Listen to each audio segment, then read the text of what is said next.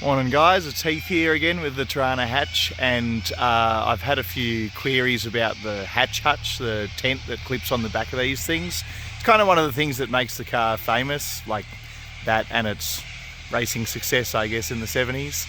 So I just finished a night of camping with a few friends here, and I thought I'd do a little video that just shows you through it. It's pretty simple, but I guess people are curious about it, and I'll give you guys a gaze. We've got a nice natural soundtrack of shitloads of birds, which is common in this area along the Murray. Anyway, this is the car with the hatch hutch fitted. So the hatch hutch is a genuine Holden factory accessory. So it wasn't like a aftermarket thing. It was actually done by Holden when the cars were new. It's fitted at least to LX Torana hatches. I don't know if they offered it for the UC, which this car originally is a UC. Although you wouldn't really know it unless I told you. Yeah, so it's made of kind of pretty simple old tent material. This one's a reproduction they made about 10 or 15 years ago. And it looks basically the same. They came in two different colours. The colours were the same, but they just altered the blue and the red. So you could have red sides with a blue back, or blue sides with a red, set of doors instead. It just clips on, you start off by just hanging it over the top of the hatch when the hatch is open, of course, so the hatch lid is wide open in there. It clips on in the front, or the only door jambs, goes around the striker pins there, and then it has a few hooks under the bumper and the flares. That is like the full extent of the connection. You get a bit of adjustment on the striker ones and on the bumper ones at the back, but it's like mega simple. It's got one zip down the back to open the doors. You can velcro the sides up like that. There are windows in here. You can bring them down to open up if you don't want the privacy, and then there's like a plastic kind of sheet there. Sorry.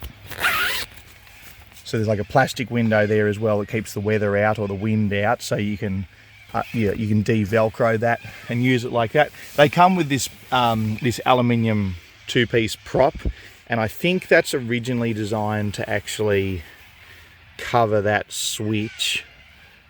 I probably haven't installed that correctly, to be honest.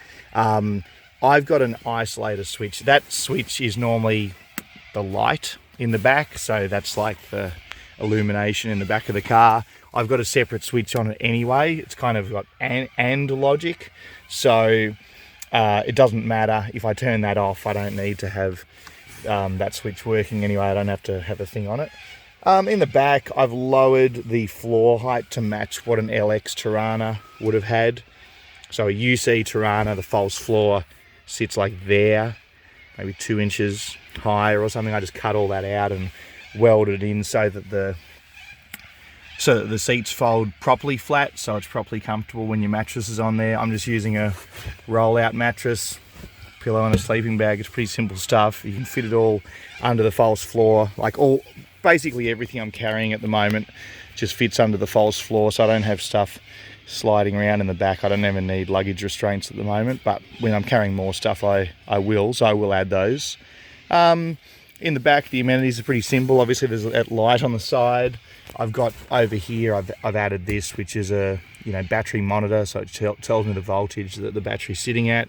I've got USB charging for the phone, and I've got a cigarette lighter in there as well, so that's good for pumping up mattresses and stuff, although this one's just one that you pump up with your mouth. I'll take you around the side. I have installed some longer, when I've put these Recaro seats in there, I installed a much longer throw or much longer travel set of rails in there. So the adjustable seat rails, where the seat moves forwards and backwards, they have a lot longer distance that they travel, and that gets them way out of the way forward. So there's actually heaps of space to access things, and if you had a lot of luggage, you could just pile it all up in here. It wouldn't really be a problem. This thing hangs off shitloads beyond the end of the seat, so that's kind of the end of where the support is, but that mattress is actually a lot longer than I am. I'm about 5'10", and I have no problem having support under my feet when I'm sleeping in there. But if I was taller, I could just pile up some bags in the back, it'd be sweet as well. So there's plenty of room in there. Like, it's a little bit short through this section here, but in the back it's tall as, so you can get changed pretty comfortably and everything. I love it. I reckon it works really well. I haven't had it in shit weather yet, but I'm sure in time I will, and I'll report back then. Alrighty, I hope you enjoyed that. Catch you later.